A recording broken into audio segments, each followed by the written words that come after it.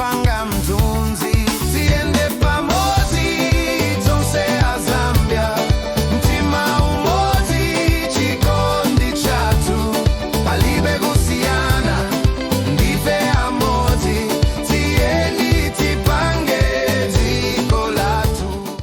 Good evening, ladies and gentlemen. Zambia's political stage is heating up again, and the scriptwriters in Lusaka have clearly decided that the week needs both diplomacy, drama, and a dash of football chaos. State House began by defending President Hakainde Hichilema's trip to Tanzania, the same Tanzania currently under fire for its own version of guided democracy. According to the official story, this wasn't a handshake mission. It was in the national interest. The government insists the visit had nothing to do with photo ops or flattery, only to strengthen ties around the Tazara Railway, Tazama Pipeline, and the port of Dar es Salaam. In other words, they claim it's all business, not bromance. But observers can't help noticing the timing. When your neighbor's democracy bends, it's always useful to show up with a diplomatic fire extinguisher and a smile for the cameras. Back home, Hichilema seems to have decided that if the police are going to keep order, they might as well do it with new names on the office doors. Enter Charity Mganga and Fred Hamamba, the newly appointed Deputy Inspector Generals of Police for Operations and Administration.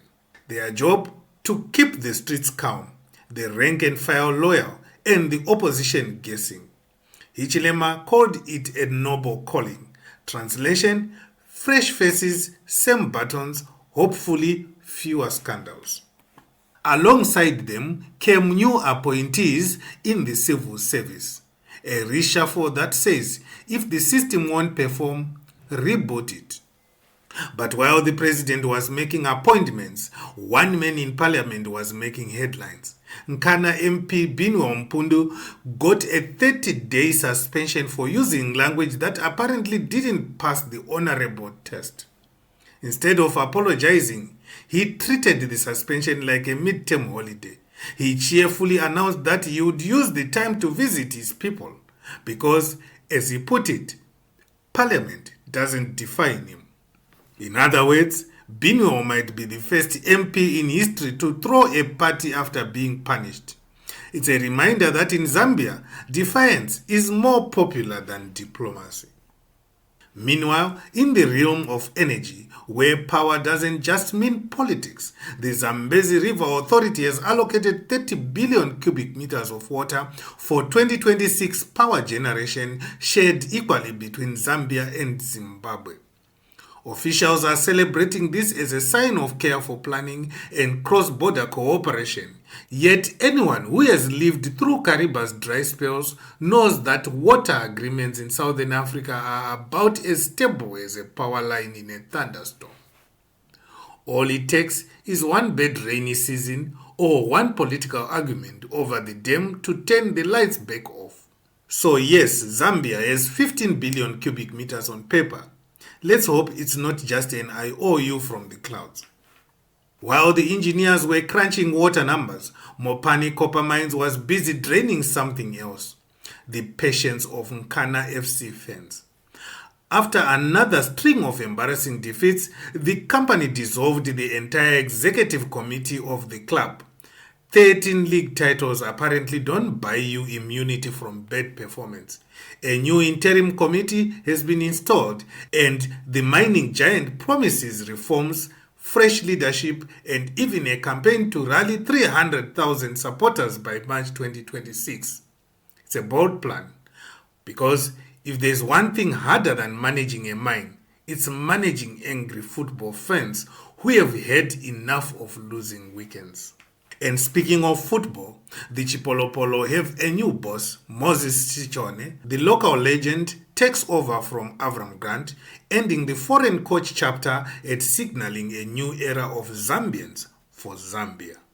He's bringing along a team of local ex-players, which sounds great on paper until the first bad result, when the same fans who demanded a local coach will demand an international one again.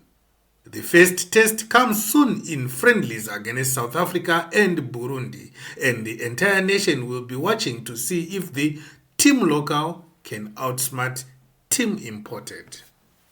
So, in just 1 week, Zambia has managed to reshuffle the police, reform its energy plan, reboot a football club, and renew its national team, all while defending a controversial foreign trip.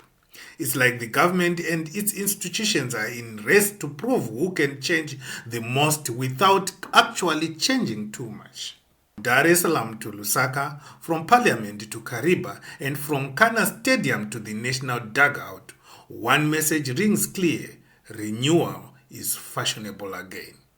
The question is, will it last longer than a football season? And as always, don't just watch the headlines, read between the lines, because in Zambia, the real stories are usually written in the silence between the press statements. This is the Zambian Files. Please subscribe, share, and comment.